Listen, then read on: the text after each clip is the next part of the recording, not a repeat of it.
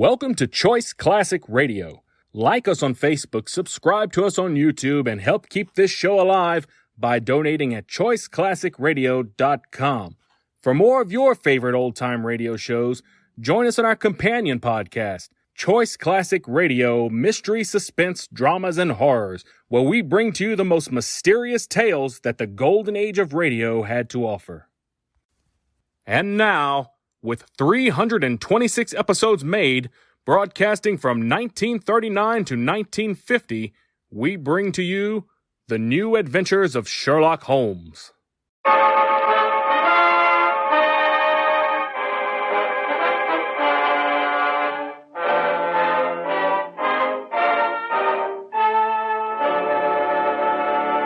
Kreml Hair Tonic and Kreml Shampoo present The New Adventures of Sherlock Holmes, starring Nigel Bruce as Dr. Watson and Tom Conway as Sherlock Holmes.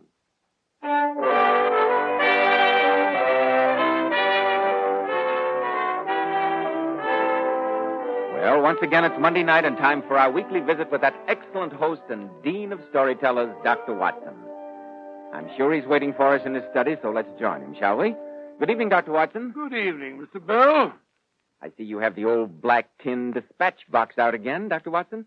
You've been refreshing your memory on tonight's new Sherlock Holmes adventure? Yes, boy, and while I was going over my notes on the case, I came across this. It played a prominent part in the story that I'm going to tell you. It's the Platinum Cross. Is that some kind of medal, Dr. Watson? It is, Mr. Bell, it is. It's the Cross of St. Hilarious, one of the highest decorations of the small European kingdom of Grosnia. Presented to Sherlock Holmes, I suppose? Yes, Mr. Bell, though before he was awarded it, the two of us went through one of the strangest and, in some ways, the most embarrassing experiences of our entire career. I call the story The Adventure of the Innocent Murderess. Sounds exciting. We'll be ready for it in just a moment, Dr. Watson. Men, in summer when you go without your hat, does your hair get dry, wild, and unruly looking? After a swim, does it feel sticky and stringy? Then remember, Kreml Hair Tonic keeps dry, wild, sun-baked hair looking perfectly groomed throughout the hottest, stickiest day, as if your barber had just combed it. You see, Kreml contains a special combination of hair grooming ingredients which is found in no other hair tonic. This wonderful, natural-looking hairdressing has just enough light oils to keep hair neatly groomed with an attractive, healthy-looking luster. Yet Kreml never leaves the hair looking or feeling greasy or sticky. It never leaves any unpleasant odor. Kreml always looks and feels clean on both hair and scalp. It leaves the scalp feeling so cool, refreshed, and alive. A recent survey showed Kreml Hair Tonic was preferred among America's most prosperous and successful men, among top-flight executives who know the importance of handsomely groomed hair. Be sure to try it, men. Kreml, Kreml Hair Tonic. Now, Dr. Watson, how about the new Sherlock Holmes story that you call The Adventure of the Innocent Murderess? Well, Mr. Bell, that strange affair began on a spring afternoon at the turn of the century. It was a beautiful day, and for some hours, Holmes and I had rambled about in the park, in silence for the most part, as befits two men who know each other intimately. It was shortly after 5 when we returned to Baker Street, and I remember that as we opened the front door, Mrs. Hudson spoke to us. Excuse me, Mr. Holmes. Yes, Mrs. Hudson, what is it? There's been a gentleman here asking for you, sir. So much for our afternoon walks, Watson. Was he gone, Mrs. Hudson? Aye, sir. Didn't you ask him in? I did that, sir. He waited half an hour. A very restless kind of man he was, walking and stamping all the time he was here. And finally, he ups and out.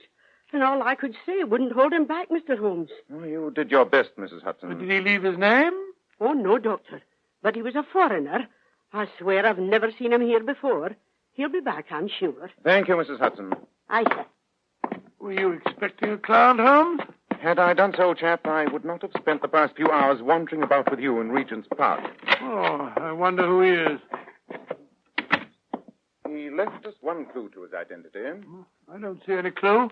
This pipe on the table is not one of yours. A nice old briar with a good long stem. Well, can you deduce anything from that? Very little, except for the obvious fact that its owner is left-handed, is a muscular man with an excellent set of teeth, careless in his habits, and with no need to practice economy. Oh, come, Holmes. That's a little far-fetched. On the contrary. But I think that's our client now. Meet him on the stairs, will you, Watson? Yes, indeed. Now we'll have something more interesting than his pipe to study. This way, sir. So I thank you, Mrs. Hudson. That's all right, sir. You are Sherlock Holmes. No, my name is Watson, Dr. Watson. Oh, then you must be Mr. Holmes. Since there are only three of us in the room, that would seem an eminently logical conclusion. Please, do not make fun of me. I am bewildered foreigner in your country. Oh, my friend was only joking, sir. Do sit down, won't you, Mr. My name is Priskop, Igor Priskop, and I do not wish to sit down. It pleases me to walk as I talk. It soothes me, and I am in great need of soothment. Mr. Priskop, I shall be delighted to give you any assistance I can. I'm only sorry that I was out when you called earlier. I myself was desolated. But I will waste no further time in desolation. Mr. Holmes, you have in the past performed great service to my country. And what is your country, sir, may I ask? The kingdom of Grozny, my friend. Small in area, but great in tradition. Mr. Holmes, as Igor Priskop says, you have helped us in the past. In a modest way, Mr. Priskop.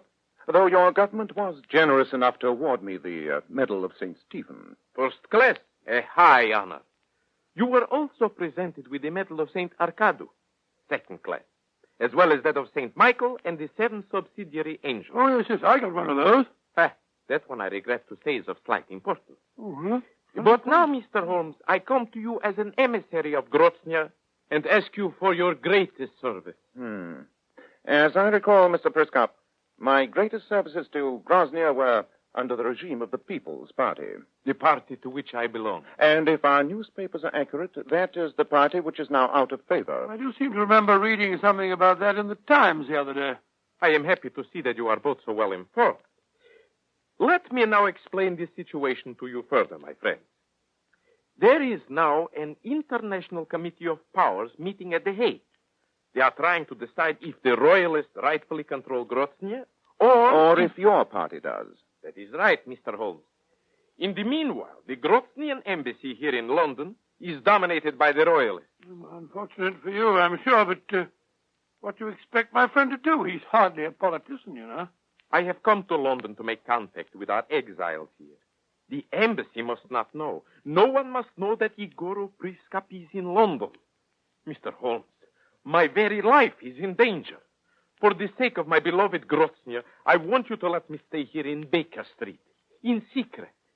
That is an unusual request, Mr. Yes, Priskop. a completely impractical one, sir. There's very little room here. Very little room. I must insist. You, Mr. Holmes, hold the Order of St. Stephen first class. You're a friend of my people. Now, you must help me. You must. Good Lord, he's fainted. Very emotional, these foreigners. No, Watson, no. Look at that stain on his shirt. He's been wounded. Obviously, at least one of his enemies knows that he's in London.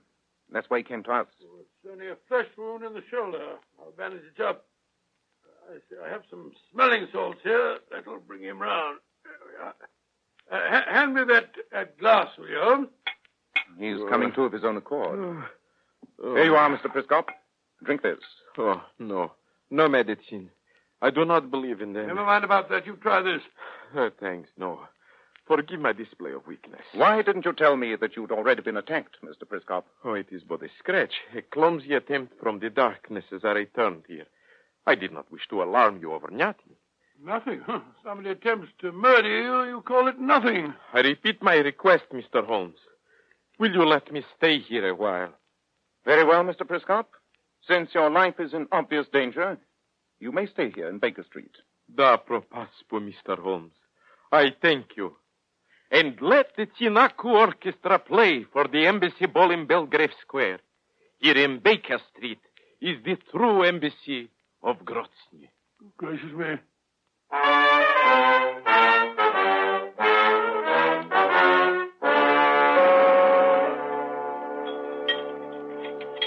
There are 2 nice brown eggs facing you, Watson. Why glower at them?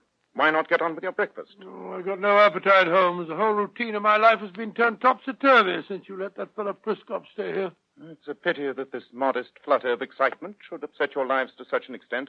However, it may interest you to know that my brother Mycroft regards our action in sheltering Priscop as a very important one for England. Oh, has Mycroft been here this morning? Yes, before you were up. As you know, Mycroft is the unofficial oracle of our Foreign Office.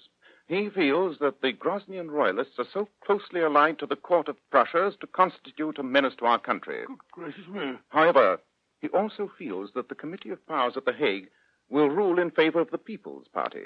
If that does happen, the fact that we have helped Priscop will place the Foreign Office in a very favorable position with the new government. I see. Well, that makes it rather different. I think I will tackle those eggs after all. Where is Mr. Priscop now?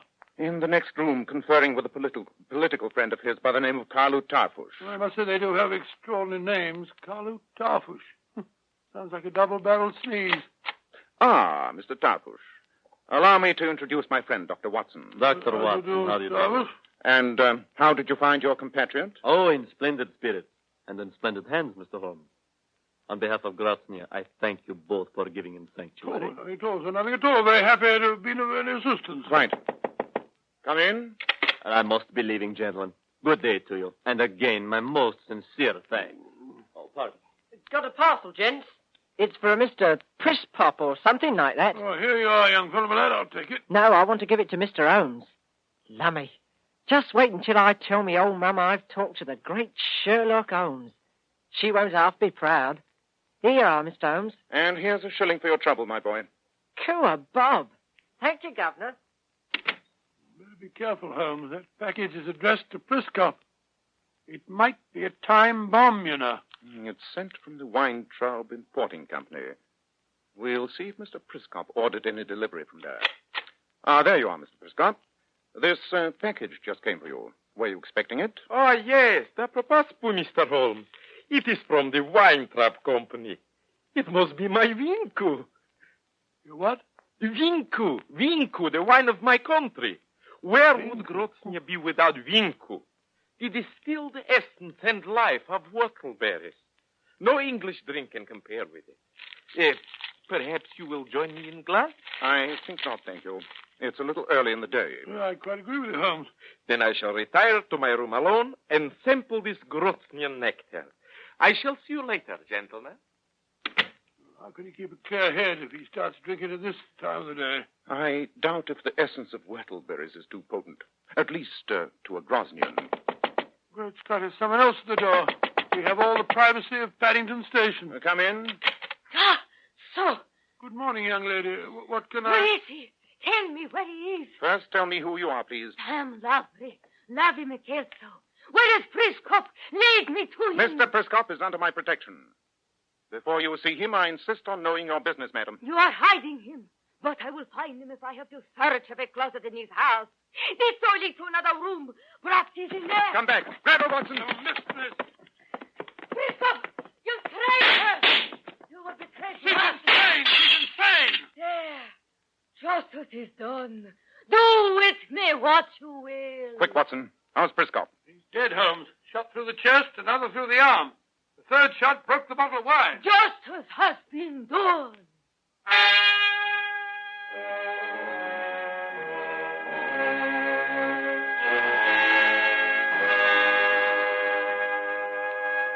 Mr. Holmes, Yes, Mr. Tarfush? you must save Lavry. She's my fiancée. She had good reason to think Priscop a traitor. She shot him down in cold blood, sir. She did it for Groznia. She committed murder, practically under our very eyes. She must pay for it. And Dr. Watson and I will have the greatest pleasure in testifying against her. Until her trial takes place, I have nothing further to say.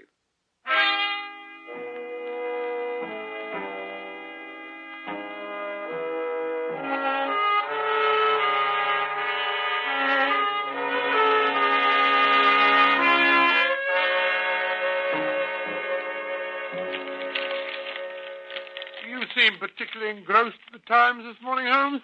I'm reading the report of the trial of Lavry McKelso. I can't see why it's dragging on for so long. We gave our evidence 2 days ago. The case is perfectly clear. She shot Igoro Priscop, or whatever his name was, before our eyes. She's a murderess. They should hang her. Sir Francis Jackson, her counsel for the defense, apparently does not share your opinion. He's an extremely clever man. After cross-examining the police surgeon yesterday, he asked for an adjournment until noon today. On what grounds? He wishes a fresh post-mortem made. The police surgeon had not examined the contents of the stomach of the dead man. Why, no should he, Holmes? Priscop was shot to death. We saw it happen. What's Sir Francis up to? I think I'm beginning to suspect, Watson. And I pray for the sake of my own reputation that I'm wrong. However, it's no use sitting here in Baker Street surmising. Let's go over to the Old Bailey and hear what the postmortem report discloses.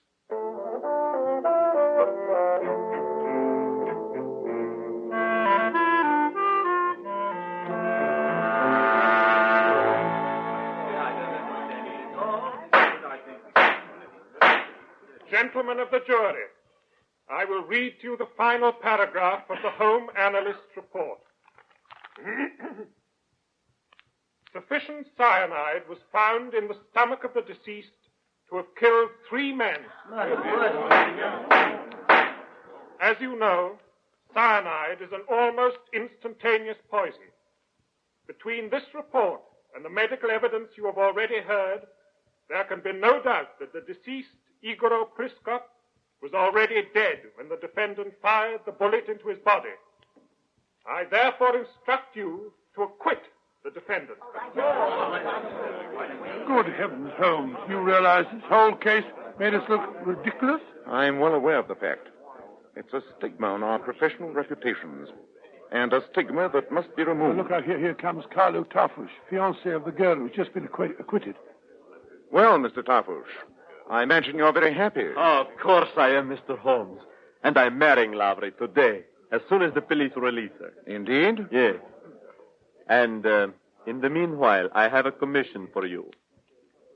Find the real murderer of Igor Priscop. Find him, Mr. Holmes, or you will become the laughing stock of all Europe.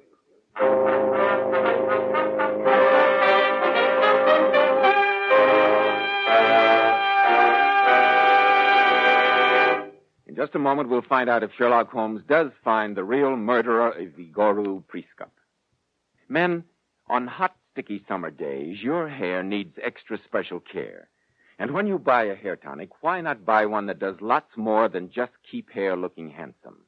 Why not get your money's worth and buy Kreml hair tonic? No other hair tonic keeps the hair more neatly groomed and attractive looking. Kreml gives hair such a handsome, clean-cut appearance. It keeps the hair perfectly groomed throughout the hottest, most humid summer day. It never looks or feels greasy or sticky. In addition, Kreml is simply great to lubricate a dry scalp. At the same time, it removes itchy, loose dandruff and leaves the scalp feeling so clean, cool, alive, and tingling. And if your hair is so dry that it breaks off and falls when you comb it, Kreml actually helps condition the hair, in that it leaves it feeling so much softer and more pliable.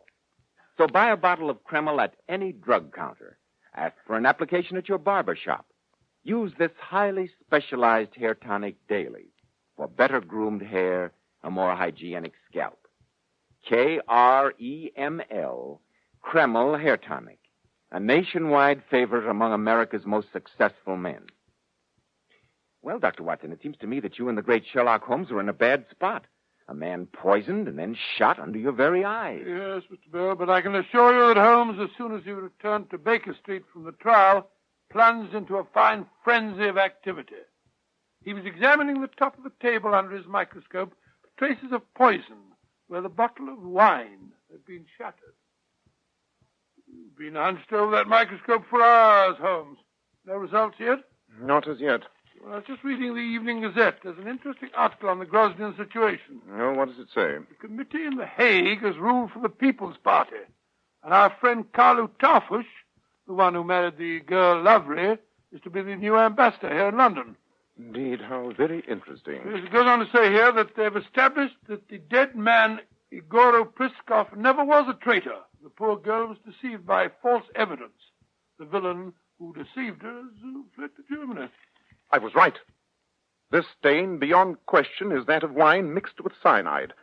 Now to track the history of that bottle. We know that nobody tampered with it after it went from the messenger boy's hands to Priscop's. Therefore... But how are we going to find that boy again?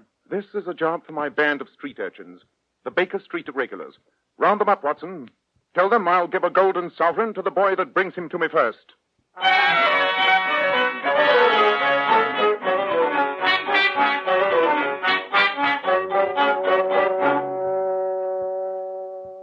Cool. Of course I remember delivering that parcel to you, Mr. Holmes. Did anyone accost you on your way over here to deliver it, Charlie? Yes, Mr. Holmes, they did. Oh, young lady, was it? Yes, it was. How did you know, sir? Describe what happened, Charlie. Well, Mr. Holmes, she spoke to me on the street. Nice and friendly she was. And then she took me in a tea shop and gave me a raspberry tart and a nice big cup of tea. Where did you put the parcel? On the chair beside me. Oh, it's easy to see what happened, Holmes. She switched the parcels. Quite. Charlie, was the young lady a foreigner? Yes, Mr. Holmes. She didn't half talk funny like. Look at this photograph. Was that the young lady who you're talking about? That's her, all right, Mr. Holmes. Blimey, you know everything, don't you, sir? Not quite, Charlie. Here's 5 shillings for your trouble, and I'll be off with you. Cool, 5 bob. Thank you, Governor. So the girl was guilty all the time. But I don't see her motive. I do. And we're going at once to the Grosnian embassy.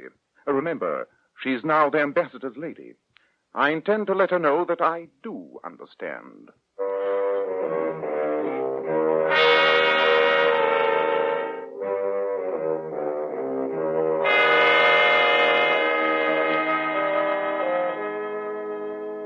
Mr. Holmes, your conversation is very interesting.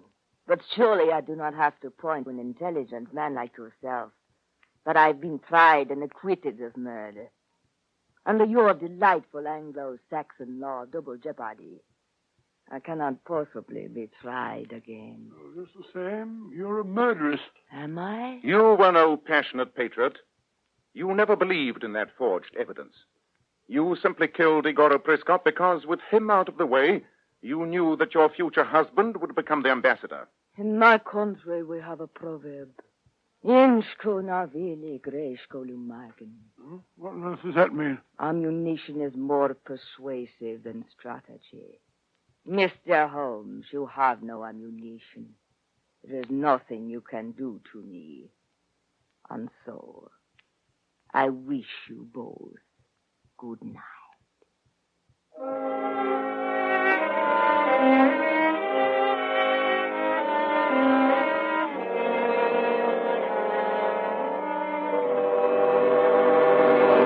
There must be some way of catching her, Watson. There must. Well, you've been outwitted before, Holmes. People forget it. They don't like to remember your triumphs. To blazes with the people. I must account for this to myself. Hand me that evening paper, will you, Watson? There you are. Now, where was that article on Grosnier that you read to me earlier? Second page, I think. Ah, here it is. But I have ammunition, Watson. The lady was wrong. What on earth are you burbling about, Holmes? We must draft a telegram to Mr. Tarfush, the new Grosnian ambassador. We'll ask him to hold a party of all the most important Grosnian attaches. There, my dear Watson, amid the bright lights and gay music, I shall have the utmost pleasure in proving to the ambassador's wife that she's far from invulnerable.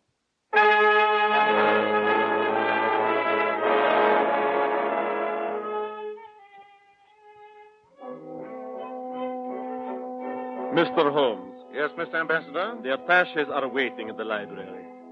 You said that you would expose poor Priskop's murderer. Now, why should we wait any longer? I shall be most happy to explain it now. Come on, Watson. Right you are, Holmes. Your wife is in the library, too, Mr. Tarfush? Yes, Mr. Holmes, and she is as curious as I am. Now, here we are. Ladies and gentlemen, at my request, Mr. Sherlock Holmes has been trying to find the murderer of poor Igor Priskop. He tells me that he is now ready to make his report. Mr. Ambassador, ladies and gentlemen, I realize that my revelation will be something of a shock to you all. I have proof beyond doubt that the person who murdered Igor Priskop by poison is the same person who fired those shots into his already dead body. Your own wife, Mr. Ambassador. But that is ridiculous, Holmes. We know that she misguidedly shot at Priskop after he was dead. But she did not poison him. I can prove that she did. I have the boy outside, Mrs. Tarfush, that you took into the tea shop when you changed the bottles of wine. I have the evidence of the stains on the table that show traces of the poisoned wine. Do you wish me to prove my case? Lavry? Why do you not answer him? I do not wish to, Carlo. I do not have to. Under English law, I cannot be tried again. But, Lavry, you stand accused before your fellow countrymen. Perhaps I can clear up a slight misapprehension. It is true, is it not, Mr. Tarbush, that Grosnian law does not recognize the doctrine of double jeopardy, and therefore a Grosnian could be tried twice for the same crime? Of course. It is also true, isn't it, that the Committee of Powers in The Hague has recognized that the People's Party has been all along the true government of Grosnia? That also is true, Mr. Holmes. And an embassy is extraterritorial.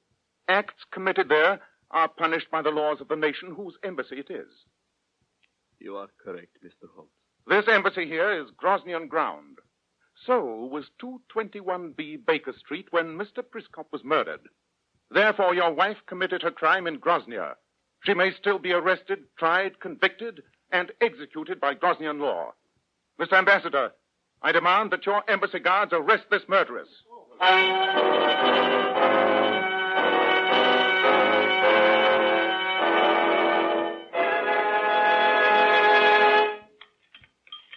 Anything interesting in this morning's Post, Holmes? Yes, Watson. And when you come to write your story of the Grosnian murderess, these 3 missives will provide colorful footnotes. Oh, what are they? The first is a note from Carlo Tarpush. He is resigning the embassy and entering a monastery. He says, I served his country but destroyed his life. Well, I'm afraid he loved that dreadful woman. What else did you get? The second is a package from the Grosnian government. Good Lord, Look. what is it? Oh, good Lord, it's a platinum cross. The Order of St. Hilarious.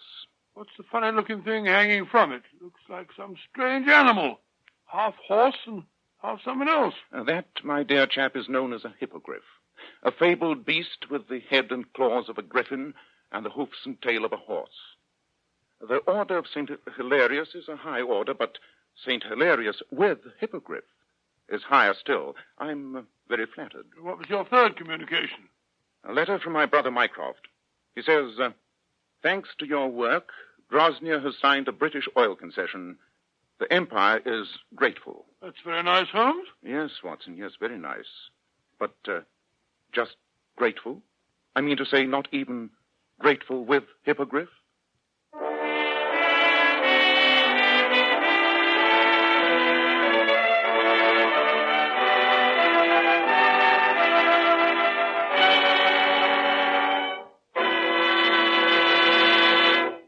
Girls, those famous $1 million Powers models you see on magazine covers always have to keep their hair shining bright with gleaming highlights. Now, here's how they do it. We glamour bathe our hair with Kreml shampoo. And I want to state right here and now that no other shampoo leaves the hair more sparkling clean. Really, girls, you'll be amazed how Kreml shampoo reveals all your hair's natural gleaming luster. It leaves hair shimmering with brilliant highlights that last for days. Kreml shampoo is not a cream shampoo, not a soapless shampoo, not a harsh soap, not a drying detergent. It's entirely different. After a Kreml shampoo, the hair fairly radiates natural glossy highlights. And Kreml shampoo is one shampoo you can buy which never dries or breaks the hair. In fact, it even has a built-in oil base, which helps keep the hair from becoming dry or brittle. How right you are, Mr. Bell. Kreml shampoo leaves the hair so much softer, silkier, with a lovely satin smoothness. The hair holds a wave better, too. So, ladies, buy a bottle of Kreml shampoo at any drug counter. See how easy it is to have naturally lustrous hair, a vision of shining beauty. Kreml, Kreml shampoo. Now, Dr. Watson, what about next week? Well, now let me think. Next week for our final broadcast of the season, I think I'll tell you about one of the most gruesome adventures that we ever encountered. It took place in the famous torture chamber, now a museum, in the castle of Nuremberg in Germany. I call it The Adventure of the Iron Maiden.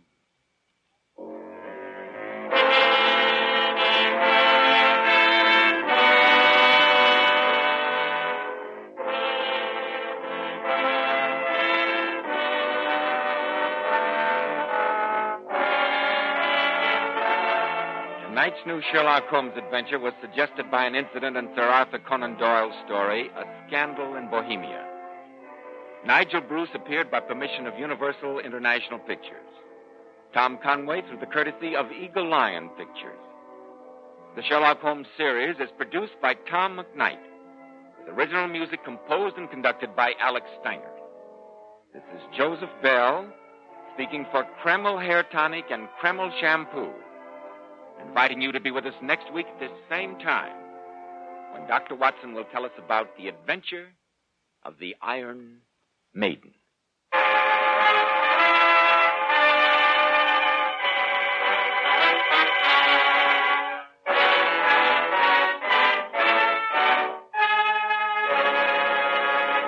ABC, the American Broadcasting Company.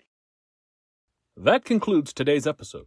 We'd like to thank you and remind you to donate at choiceclassicradio.com. Remember, your donations make episodes like this possible.